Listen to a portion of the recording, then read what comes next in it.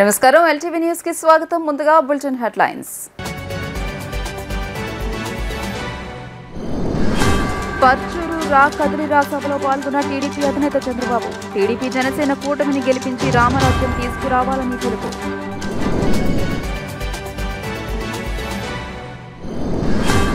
గుంటూరు కోర్టులో జనసేనాని పవన్ కళ్యాణ్ పై criminal case నమోదు. మార్చి 25న హాజరు కావాలంటూ నోటీసులు జారీ చేసిన న్యాయస్థానం.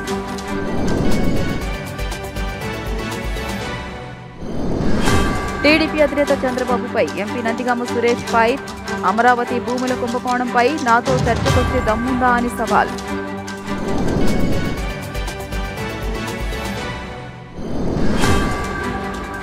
డయేరియాతో బాధపడుతున్న వారిని పరామర్శించిన Janasena PAC chairman Nadendla Manohar. Diarrhoea బాధితులను ప్రభుత్వం ఆదుకోవాలని డిమాండ్.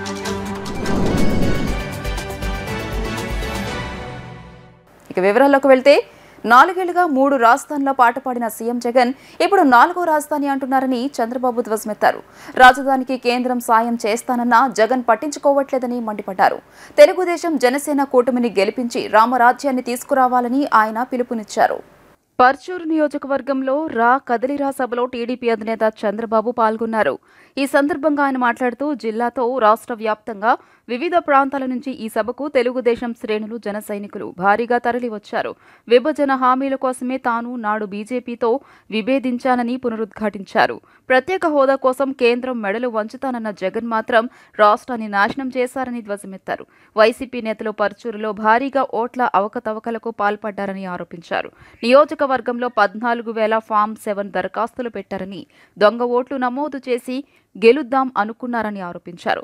స్థానిక ఎమ్మెల్యే ఏలూరి సాంబశివరావు హీరోలా పోరాడారని కితాబిచ్చారు. ఏలూరి సాంబశివరావు వల్ల ఆమంచి ఇంటికి కథ కంచికి అని ఎద్దేవా చేశారు. బాపట్ల ఎంపీతో పాటు పార్లమెంట్ నియోజకవర్గ పరిధిలోని వైఎస్ఆర్సీపీ ఎమ్మెల్యేల అరాచకాలపై తీవ్రస్థాయిలో ధ్వజమెత్తారు. వైసీపీ ఫ్యాను 3 రెక్కలని 3 ప్రాంతాల ప్రజలు విరగ్గొట్టాలని చంద్రబాబు పిలుపునిచ్చారు. 52 రోజుల పాటు విరామం లేకుండా పనిచేసి రావణాసురుడి వధ చేయాలన్నారు. జగన్మోహన్ రెడ్డికి అభ్యర్థులు దొరక్క ఎత్తుక్కొని సందిగ్ధంలో పడిపోయాడు. ఇక్కడనే చూశారు, మొన్నటి నుంచి ఒక బకాసురుణ్ణి ఇక్కడికి పంపించాడు. మళ్ళీ అనుకున్నాడు ఈ బకాసురుడితో లాభం లేదని ఇంకొక ఆయన పంపించే పరిస్థితికి వచ్చారు. మీరెవరు వచ్చినా ఒకటే చెప్తున్నా, కాసుకో జగన్మోహన్ రెడ్డి, నీ పులివెందల కూడా వై నాట్ పులివెందల. నేను పనిచేసేది తెలుగు జాతి కోసం, మీకోసం, ఈ పేదవాళ్ళ కోసం, నా తెలుగింటి ఆడబిడ్డల కోసం పనిచేస్తున్నా. నన్ను పని చేయకుండా చేయడం నిన్ను పుట్టించిన వాడి వల్ల కూడా చేత కాదని మరొకసారి హెచ్చరిస్తున్నా. నేను ఇక్కడ పర్చూరులోకి వచ్చింది కదిలిరా అంటే నా కోసరమో జనసేన కోసరమో తెలుగుదేశం కోసరం కాదు, మీ అందరి భవిష్యత్తు కోసరం. ప్రతి ఒక్క విషయం మీలో ఒక అవగాహన రావాలి, మీలో చైతన్యం తేవడానికే నేను వచ్చా. ముఖ్యమంత్రి అయ్యాడు, రాష్ట్రాన్ని చెరబట్టాడు. ఇక్కడుండే మీరందరూ బాధితులే, అవునా కాదా అని మిమ్మల్ని అడుగుతున్నా. నేను బాధితుడినే, పవన్ కళ్యాణ్ బాధితుడే, అందరం బాధితులమే ఈ యొక్క దుర్మార్గమైన నేరస్తుల పాలనలో. అందుకే నేను మిమ్మల్ని ఒకటే పెడుతున్నా, మిమ్మల్ని కాపాడడానికి, ఈ రాష్ట్రాన్ని కాపాడుకోవడానికి, భవిష్యత్ తరాల భవిష్యత్తును కాపాడడానికి మేము ముందుంటాం. ఆశీర్వదించమని మనస్ఫూర్తిగా అందరికీ విజ్ఞప్తి చేస్తున్నా. ఎప్పుడు కూడా మీరు ఒక విషయం గుర్తుపెట్టుకోవాలి, అభివృద్ధికి బ్రాండ్ అంబాసిడర్ తెలుగుదేశం పార్టీ, అవునా కాదా అని అడుగుతున్నా. అభివృద్ధి చేస్తేనే సంక్షేమ కార్యక్రమాలు వస్తాయి. ఈ అమరావతి నాశనం చేస్తే నాకు నష్టం కాదు, రాష్ట్రానికి నష్టం, ఈ పిల్లలకు నష్టం, రాష్ట్రంలో పేదవారికి నష్టం. అమరావతి గారి కట్టుంటే 10,000 ఎకరాలు మిగిలేది. ఆ 10,000 ఎకరాలు అమ్ముకుంటే ప్రభుత్వానికి 2 లక్షల నుంచి 3 లక్షల కోట్ల రూపాయలు ఆదాయం వచ్చేది. ఆదాయంతో సంక్షేమ కార్యక్రమాలు చేసేవారు. విభజన జరిగింది, నష్టం జరిగింది. నేను పోరాడాను, ఆ రోజు కూడా ఒకటే చెప్పాను, మీరు విభజన చేస్తే ఇద్దరికి న్యాయం చేయండి, అప్పుడే విభజన చేయండి. సరైన న్యాయం చేయమంటే ఆ రోజు కాంగ్రెస్ పార్టీ వినకుండా విభజన చేశారు.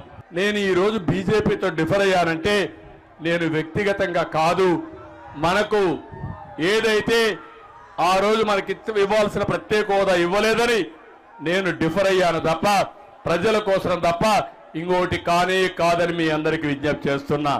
ఒక మాటలో చెప్పాలంటే ఈ రాష్ట్రానికి ఎక్కువ అన్యాయం చేసిన వ్యక్తి విభజన కంటే కేంద్రం సహాయం చేస్తామన్నా సహాయం తీసుకోలేని వ్యక్తి మూర్ఖుడు ఈ జగన్మోహన్ రెడ్డి.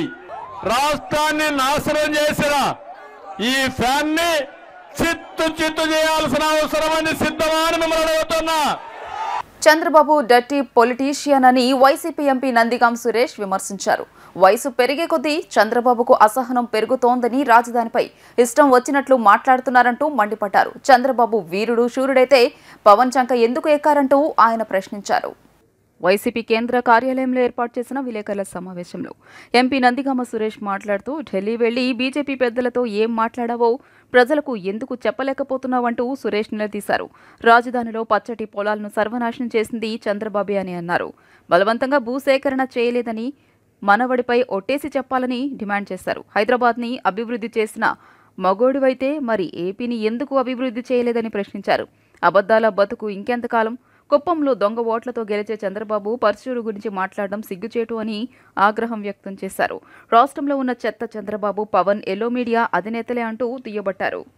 చంద్రబాబు నాయుడు మాట్లాడుతూ రాజధాని విషయంలో జగన్మోహన్ రెడ్డి గారిని కించపరుస్తూ మాట్లాడుతూ ఉన్నాడు చంద్రబాబు నాయుడు. చంద్రబాబు నాయుడు నీకు 70 ఉన్నాయో 75 ఉన్నాయో నాకైతే తెలియదు, కానీ ఈ వయసులో చాలా హుందాగా మాట్లాడాలి, చాలా పద్ధతిగా మాట్లాడాలి. ఒక రాష్ట్ర ముఖ్యమంత్రిగా ఉన్న జగన్మోహన్ రెడ్డి గారి పైన నువ్వు మాట్లాడిన తీరు చాలా బాధాకరం అనిపిస్తా ఉంది.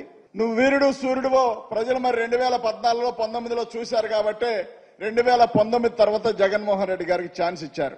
వైఎస్ఆర్ కాంగ్రెస్ పార్టీ పని అయిపోయిందని చెప్తా ఉన్నావు, జగన్మోహన్ రెడ్డి గారి పని అయిపోయిందని చెప్తా ఉన్నావు. జగన్మోహన్ రెడ్డి గారికి కనుక పరిస్థితి ఉంటే నిజంగా నువ్వు మానవ జన్మెత్తితే అబద్ధాలు కాకుండా స్టేజీ పైన దొరికిన మాటలు కాకుండా వీటికి సమాధానం చెప్పాల్సిన అవసరం చంద్రబాబు నాయుడుకు ఉంది. ఓడిపోయే స్థితిలో ఉండి సావుదల కాళ్లు సాసుకొని కూర్చోనండి నీ పార్టీని వెంటిలేటర్ నుంచి కూడా పీకేస్తే నువ్వు చేసుకున్న సర్వేల్లో వైఎస్ఆర్ కాంగ్రెస్ పార్టీ ప్రభంజనం చూసి నీకు పవన్ కళ్యాణ్ సరిపోక మళ్లీ ఢిల్లీకి వెళ్లి బీజేపీ వాళ్ళు సంఖ నాగుతా ఉన్నావు. ఈ వయసు వచ్చింది, ఏనాడైనా 10 మందితో కలిసి కాకుండా సింగిల్ గా ఎలక్షన్ ఎదుర్కొన్న సందర్భాలు చంద్రబాబు నాయుడుకి ఉన్నాయంటే ఏనాడు లేకపోగా చంద్రబాబు నాయుడు ఎప్పుడు చూసినా కానీ ఎవడో ఒకటి సంఖ్యకి తిరుగుతాడు, ఎవడో ఒకటి సంఖ్య నాకి వాళ్ళ కాళ్ళు పట్టుకొని ప్రాధేయపడి ముఖ్యమంత్రిగా అవుతా ఉంటాడు చంద్రబాబు నాయుడు. ఒక్క మాట చెప్పు చంద్రబాబు నాయుడు, పచ్చటి పొలాలు 3 పంటలు పండే పొలాలు సర్వనాశనం చేసి రైతులను భయభ్రాంతులకు గురి చేసి వాళ్ళని మోసం చేసి తుపాకీలు ఎక్కుపెట్టి వాళ్ళ దగ్గర భూమి సేకరించింది నువ్వా కాదా? నీ మనవడి మీద ప్రమాణం చేసి చెప్పు, లేదా హాఫ్ నాలెడ్జ్ ఉన్న నీ కొడుకు మీద ప్రమాణం చేసి చెప్పు. నేను చేస్తా, నేను సిద్ధం. నేను ఒక బ్లడ్కి పుట్టా, నేనైతే చంద్రబాబు నాయుడు కూడా ఒకే ఒక బ్లడ్కి పుట్టుంటే దీని మీద చర్చకు సిద్ధం అవ్వాలా. నువ్వు అంతలా వీరుడివైతే సూర్యుడివైతే నాతో చర్చ కూర్చో. రాజధాని విషయంలో నువ్వేం చేసావో నేను చెప్తా. రాజధాని విషయంలో జగన్మోహన్ రెడ్డి గారిని నువ్వు మాట్లాడుతున్న తీరేంటే నువ్వు హైదరాబాద్ డెవలప్ చేశానని చెప్తా ఉన్నావు. హైదరాబాద్ లో నువ్వు ఉన్నప్పుడు మరి ఆంధ్రప్రదేశ్ లో కూడా డెవలప్ చేయాలని ఎందుకు ఆలోచించలేదు? ఆంధ్రప్రదేశ్ ఎందుకు వదిలేశావు? హైదరాబాద్ నువ్వు అంత డెవలప్ చేసిన మగాడు అయితే నువ్వు అక్కడ ఎలక్షన్ లో పోటీ చేయకుండా విరమించుకొని ఎందుకు పారిపోయి ఇక్కడికి వచ్చావు? పరుచూరు నియోజకవర్గంలోనంట దొంగ ఓట్లు చేర్చారంట. వాస్తవం కుప్పంలో దొంగ ఓట్లతో గెలిచింది నువ్వే కదా అన్నాళ్ళు. ఇప్పుడు కుప్పంలో ఓడిపోతాను భయం పట్టుకోనే కదా అంతకుముందు చంద్రగిరిలో పోటీ చేసిన వ్యక్తి అక్కడ చెత్త అని తెలిసే కదా మళ్ళీ కుప్పానికి పరిగెత్తింది. నువ్వు ఎక్కడ కాదు చెత్త, నీ కొడుకు చెత్త కాబట్టే కదా మరి మంగళగిరిలో ఓడిచ్చింది వైఎస్ఆర్ కాంగ్రెస్ పార్టీ పెట్టిన అభ్యర్థి పైన. జగన్మోహన్ రెడ్డి గారంట ఇక్కడ చెత్తను అక్కడ తరలిస్తా ఉన్నాడంట. వాస్తవంగా ఈ రాష్ట్రంలో చెత్త ఏదైనా ఉందంటే నువ్వు, పవన్ కళ్యాణ్, పురంధరేశ్వరి గారు. మళ్లీ చెప్తా ఉన్నా, TV5 ABN రాధాకృష్ణ వాళ్ళు చెత్త. కేసీఆర్ గతంలో నీ గురించి ఏం చెప్పాడు? నీలాంటి దట్టి పాలిటిక్స్ ఎక్కడా కూడా మేము చూడలేదు చంద్రబాబు నాయుడు లాంటి వ్యక్తిని అని చెప్పాడు. పార్టీ ఎవరిది? ఎన్టీఆర్ది. కొట్టుకొచ్చి సీఎం సీట్ ఎవరిది? ఎన్టీఆర్ది. పార్టీ వాళ్ళది, సీఎం సీట్ వాళ్ళది, నీదేముంది ఇందులో? ఇంకా ఏమి తెలియనట్టుగా ఆయన్ని చంపి మళ్ళీ ఆయనకు దండేస్తా ఉంటావు. బాలయోగ్ గారు ఎలా చనిపోయారు? మాధవరెడ్డి గారు ఎలా చనిపోయారు? నీకంటే నరహత్య చేసేవాడు ఎవడన్నా ఉండడా? రాజకీయాల కోసం, నీ కొడుకు భవిష్యత్తు కోసం ఈ రాష్ట్రాన్ని తాకట్టు పెట్టావు చూసావా? అది ఎప్పటికీ ప్రజలు మర్చిపోరు. రాజశేఖర రెడ్డి గారు లేకపోయినా, రాజశేఖర రెడ్డి గారు చనిపోయినా ఆయన కొడుకుని ముఖ్యమంత్రిని చేసుకున్నాడు. నువ్వు బతికే ఉండవు. నువ్వు ఉన్నా పోయినా లేకపోయినా నువ్వు మాత్రం నీ కొడుకుని ఎమ్మెల్యేని చేయలేకపోయావు. ఏదో ఒక రకంగా ఆశ తీర్చుకోవడానికి అడ్డదారులు 3 శాఖల మంత్రిని చేసుకున్నావు. ఇది నీ బతుకు. రాజశేఖర రెడ్డి గారి ఫ్యామిలీని కించిపరిచే కెపాసిటీ చంద్రబాబు నాయుడికి లేదు. దయచేసి నేర్చుకోవాల్సిన అవసరం ఎంతైనా ఉంది చంద్రబాబు నాయుడికి. వాలంటీర్లకు వ్యతిరేకంగా అనుచిత వ్యాఖ్యలు చేశారని రాష్ట్ర ప్రభుత్వ ప్రతిష్టకు భంగం కలిగించారనే ఆరోపణలతో గుంటూరు న్యాయస్థానంలో జనసేన అధినేత పవన్ కళ్యాణ్పై క్రిమినల్ కేసు నమోదైంది. ఈ మేరకు రాష్ట్ర ప్రభుత్వం దాఖలు చేసిన పిటిషన్ను కోర్టు విచారణకు స్వీకరించింది. 499, 500 ఐపీసీ సెక్షన్ల కింద పవన్పై క్రిమినల్ కేసు నమోదు చేస్తుంది. కేసు విచారణను 4వ అదనపు జిల్లా కోర్టుకు బదిలీ చేస్తూ జిల్లా ప్రధాన కోర్టు నిర్ణయం తీసుకుంది. కాగా ఈ కేసులో పవన్ కళ్యాణ్ మార్చి 25న విచారణకు హాజరు కావాలంటూ 4వ అదనపు జిల్లా కోర్టు న్యాయమూర్తి శరత్ బాబు నోటీసులు జారీ చేశారు. డయేరియా బాధితులను ప్రభుత్వం ఆదుకోవాలని జనసేన పీఏసీ చైర్మన్ నాదెండ్ల మనోహర్ అన్నారు. 200 మంది రోగులు డయేరియాతో జీజీహెచ్కు వచ్చారని చెప్పారు. వీరికి ప్రభుత్వం సరైన వైద్యం అందించాలని కోరారు. ప్రభుత్వం మాటలకే పరిమితం కాకుండా మెరుగైన వైద్యం అందించాలని ఆయన సూచించారు. జీజీహెచ్లో డయేరియాతో బాధపడుతున్న వారిని జనసేన పీఏసీ చైర్మన్ మనోహర్ పరామర్శించారు. ఈ సందర్భంగా ఆయన మీడియాతో మాట్లాడుతూ డయేరియా ప్రభావిత ప్రాంతాల్లో డోర్ టు డోర్ సర్వే చేయాలని కోరారు. 1400 కోట్ల రూపాయల బడ్జెట్ ఉన్న కార్పొరేషన్లో ఎందుకు ఈ పరిస్థితి వచ్చిందని ప్రశ్నించారు. 5 ఏళ్లలో ఒక ప్రణాళిక ప్రకారం త్రాగునీటిని అందించలేకపోయారని మండిపడ్డారు. ఇప్పటికే డయేరియాతో 3 చనిపోయారని, ఎంతో మంది ఆసుపత్రి పాలయ్యారని చెప్పారు. యుద్ధ ప్రాతిపదికన ఎందుకు చర్యలు తీసుకోవడం లేదని ప్రశ్నించారు. బాధిత కుటుంబాలకు జనసేన అండగా ఉంటుందని ఆయన ధైర్యం చెప్పారు. గత వారం రోజుల నుంచి గుంటూరు నగరంలో డయేరియా ప్రబలిందని ప్రతి ఒక్కరు కూడా ప్రభుత్వ ఆసుపత్రుల్లో చాలామంది, ప్రైవేట్ ఆసుపత్రుల్లో కూడా చాలామంది, ఆ ప్రాంతాల్లో నివసిస్తున్న ఆర్ఎంపీలు కానీ డాక్టర్ల దగ్గర కానీ పాపం ఓపిక లేక అక్కడే వీళ్ళు వైద్యం తీసుకోవడం అనేది చాలా స్పష్టంగా ఈరోజు అర్థమవుతోంది. సుమారు 200 పైన అడ్మిషన్స్ జరిగినాయని, ఈరోజు కూడా 15 మంది వరకు కొత్త కేసులు వచ్చినాయి, నమోదైనాయని చెప్పి సిబ్బందితోటి మేము చర్చిస్తున్నప్పుడు చాలా స్పష్టంగా అర్థమైంది. ప్రభుత్వం స్పందించాల్సిన రీతిలో స్పందించడం లేదు. ఇటువంటి ఇబ్బందికరమైన పరిస్థితులు ఏర్పడినప్పుడు మెరుగైన వైద్య సేవలు అందించే విధంగా క్షేత్రస్థాయిలో హౌస్ హోల్డ్ సర్వే చేసి ఆ ప్రాంతాల వారీగా కార్పొరేషన్ సిబ్బంది వెళ్లి వాళ్ళని ఆదుకోవాల్సిన అవసరం ఖచ్చితంగా ఉంది. ఆ ప్రాంతాల్లో ఎక్కడైతే కలుషితమైన నీటి వల్లనే ఈ సమస్య అనేది చాలా స్పష్టంగా ప్రతి పేషెంట్ కూడా ఈరోజు మాట్లాడుతున్నప్పుడు వాళ్ళు చెప్తున్నారు. వాంతులు, డయేరియా, అదేవిధంగా జిఐ ఇన్ఫెక్షన్లు, దీనివల్ల కనీసం 5 రోజుల నుంచి 6 రోజుల నుంచి చాలా మంది ఆసుపత్రుల్లో ఉండిపోవాల్సి వచ్చే పరిస్థితి. పార్టీ పరంగా మేము చేయాల్సిన అంశాలే కాకుండా మేము ఈ రోజు ప్రశ్నించాల్సిన బాధ్యత కూడా మాకుంది. ఎందుకంటే సుమారు 1400 కోట్ల రూపాయల బడ్జెట్ ఉన్న గుంటూరు నగర కార్పొరేషన్లో ఎందుకు ఇటువంటి పరిస్థితి రావాలి? ఎందుకు ఫిల్టర్డ్ వాటర్ సరఫరా మీరు చేసుకోలేకపోతున్నారు? పేద ప్రాంతాల్లో నివసిస్తున్న ప్రజలకి ఇబ్బందికరమైన పరిస్థితి ఎందుకు వస్తోంది? ఖచ్చితంగా ఇన్ఫ్రాస్ట్రక్చర్ లోపం ఉంది, మెయింటెనెన్స్ లోపం ఉంది. సామాన్య ప్రజలు ఎదుర్కొంటున్న సమస్య గురించి ఎందుకు వీళ్ళు పెద్ద మనసుతో స్పందించరు? దాన్ని మేము ప్రశ్నిస్తున్నాం. గుంటూరు ఆసుపత్రిలో సిబ్బంది పాపం వాళ్ళు కష్టపడుతున్నారు, వాళ్ళు ఆదుకుంటున్నారు, నర్సులు కానీ డాక్టర్లు కానీ ఒక కుటుంబం 5-6 రోజులు వాళ్ళు హాస్పిటల్లోకి వచ్చి చేరి వాళ్ళు ఇక్కడ బతకాలంటే ఆ పేద కుటుంబాలను ఆదుకునే విధంగా ప్రభుత్వం కూడా స్పందించాలి. ఆర్థిక సహాయం కూడా అందించాలి వీళ్ళకి. తప్పకుండా రాబోయే రోజుల్లో జనసేన పార్టీ నుంచి మేము ఆ కుటుంబాలకు అండగా ఉండడానికి మా వంతు మేము ప్రయత్నం చేస్తాం. వాళ్ళకి అందించాల్సిన వైద్య సిబ్బంది ద్వారా అందించాల్సిన కొన్ని మందుల సరఫరా కానివ్వండి, డీహైడ్రేట్ కాకుండా ఇవ్వాల్సిన ఓఆర్ఎస్ ప్యాకెట్లు, మజ్జిగ ప్యాకెట్లు, అదేవిధంగా కొబ్బరి నీళ్లు, ఇవన్నీ కూడా అందిస్తామని ముందుకు వచ్చారు మా నాయకులు. తప్పకుండా ఆ కుటుంబానికి ఆదుకోవడానికి మా వంతు మేము ఈ సందర్భంగా నిలబడతాం. గత 2 సంవత్సరాల నుండి 2 తెలుగు రాష్ట్రాల్లో విద్యార్థులకు సాఫ్ట్వేర్ కోర్స్ ఉచిత శిక్షణ కార్యక్రమాలు నిర్వహిస్తున్నామని మానవ సేవా సంస్థ అధ్యక్షులు సురేష్ కుమార్ తెలియజేశారు. మార్చి 23 నుండి ప్రారంభమయ్యే సాఫ్ట్వేర్ ఉచిత శిక్షణను విద్యార్థులు వినియోగించుకోవాలని ఆయన సూచించారు. మంగళగిరిలోని ఐబీఎన్ భవన్ ప్రెస్ క్లబ్లో ఏర్పాటు చేసిన విలేకరుల సమావేశంలో మానవ సేవా సంస్థ అధ్యక్షులు సురేష్ కుమార్ మాట్లాడుతూ మానవ సేవా సంస్థ ఆధ్వర్యంలో విద్యార్థులకు ఉచిత విద్యా సేవా కార్యక్రమాలు నిర్వహిస్తున్నామని అన్నారు. ఉద్యోగస్తులు, నిరుద్యోగులు, కనీస డిగ్రీ విద్యార్హత కలిగిన వారు వయసుతో సంబంధం లేకుండా సాఫ్ట్వేర్లో ఉచితంగా శిక్షణ పొందవచ్చు అని తెలియజేశారు. విజయవాడ, హైదరాబాద్ నగరాల్లో సాఫ్ట్వేర్ కోర్సు చేసేందుకు కనీసం 30 నుండి 40 వేలు ఖర్చు అవుతుందని, హాస్టల్ ఫీజుతో 1,00,000 వరకు అయ్యే అవకాశం ఉందని వివరించారు. ఎటువంటి ఫీజుతో అవసరం లేకుండా అన్ని వసతులు కల్పిస్తూ 3 నెలల్లో మానవ సేవా సంస్థ ఆధ్వర్యంలో సాఫ్ట్వేర్ శిక్షణ పొందొచ్చని పేర్కొన్నారు. కోర్సు పూర్తయిన తర్వాత మెరుగైన విద్యార్థులకు ఉద్యోగ అవకాశాలు కల్పిస్తామని హామీ ఇచ్చారు. 22 సంవత్సరాల నుంచి 2 తెలుగు రాష్ట్రాల్లో అనేక సేవా కార్యక్రమాలు నిర్వహించడం జరుగుతుంది. అందులో భాగంగానే మానవ సేవా సంస్థ ఆధ్వర్యంలో విద్యార్థులకు ఉచితంగా సాఫ్ట్వేర్లో శిక్షణ అనేది ప్రారంభించడం జరుగుతుంది. ఈ కోర్సు చేయడానికి కనీస విద్యార్హత డిగ్రీ చదువు ఉండాలి. ఏజ్ లిమిట్తో పని లేదు. ఉద్యోగస్తులు కానీ, నిరుద్యోగులు కానీ, డిగ్రీ కంప్లీట్ చేసిన విద్యార్థులు కానీ ఎవరైనా కానీ ఈ కోర్సు చేయవచ్చు. ఈ కోర్సు చేయటం మూలన అంటే మంచి MNCస్లో మంచి జాబు పొందడానికి అవకాశం ఉంటుంది. అదేవిధంగా ఈ కోర్స్ చేయడానికి మినిమం 3 months పడుతుందండి కాలపరిమితి. ప్రతి సాటర్డే, సండే క్లాసులు నిర్వహించబడతాయి. ఈ కోచింగ్ చేయటానికి హైదరాబాద్ కానీ, బెంగళూరు కానీ అలాంటి సిటీస్ వెళ్ళినప్పుడు 30 నుంచి 40 వేల రూపాయల దాకా కోర్సు ఖర్చు అవుతుంది. అక్కడ హాస్టల్లో ఉండాలి, ఒక 5 నెలలు స్టే చేయాలి, దానికి ఒక 60-70 వేలు, 1,00,000 రూపాయల దాకా ఖర్చు అవుతుంది.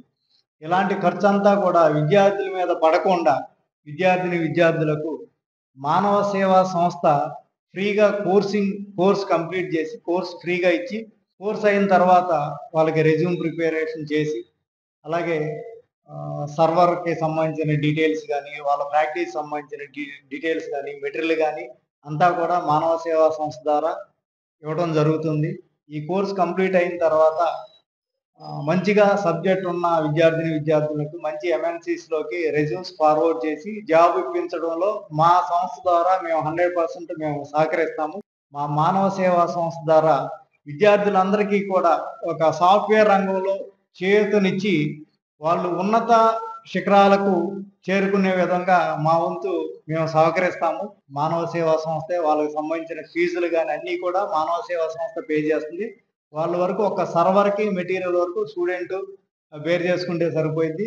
సర్వీస్ నిమిత్తం, ఈ ట్రైనింగ్ నిమిత్తం కూడా ఏమీ పే చేయాల్సిన పని ఉండదు. టీడీపీ జనసేన అధికారంలోకి వచ్చిన తర్వాత ఋషికొండపై ఉన్న ప్యాలెస్ ను ప్రజలకు అంకితం చేస్తామని నారా లోకేష్ ప్రకటించారు.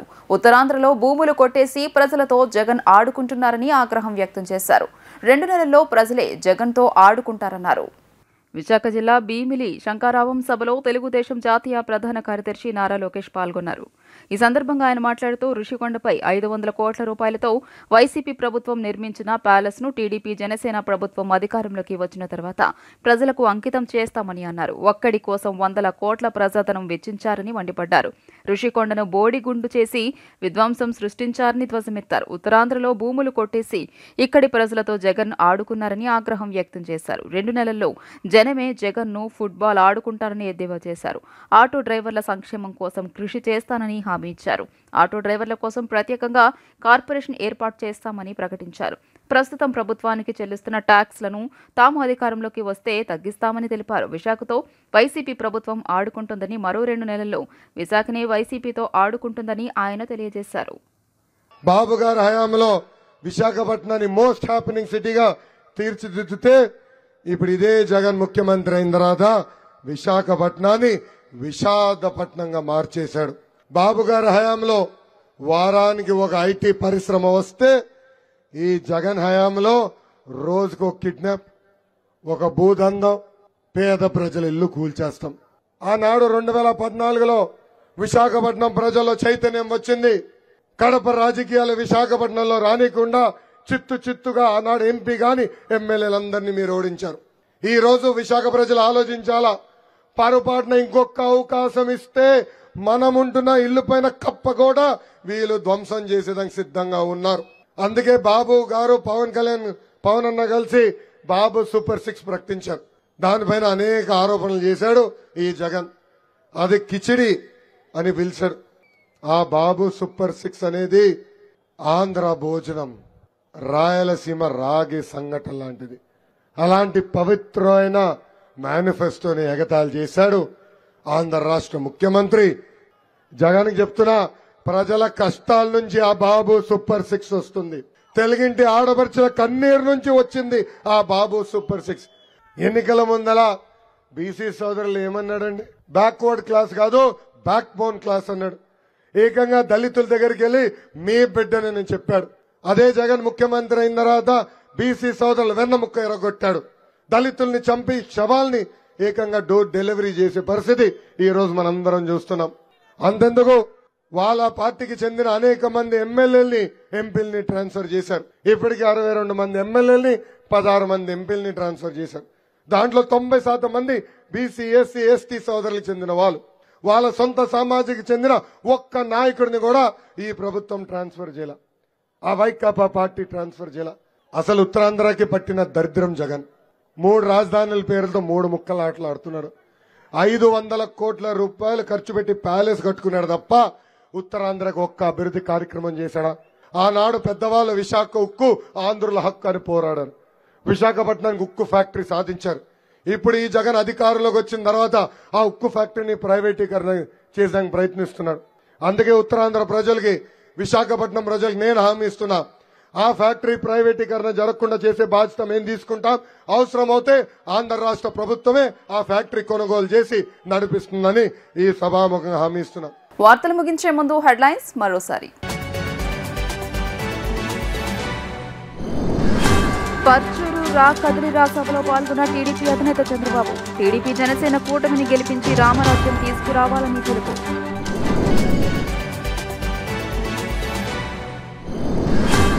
గుంటూరు కోర్టులో జనసేనాని పవన్ కళ్యాణ్ పై క్రిమినల్ కేసు నమోదు. మార్చి 25న హాజరు కావాలంటూ నోటీసులు జారీ చేసిన న్యాయస్థానం.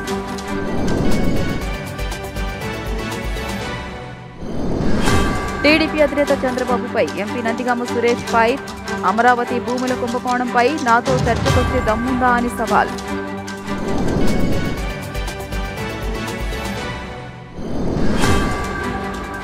డయేరియాతో బాధపడుతున్న వారిని పరామర్శించిన Janasena PAC chairman Nadendla Manohar. Diarrhoea బాధితులను ప్రభుత్వం ఆదుకోవాలని డిమాండ్.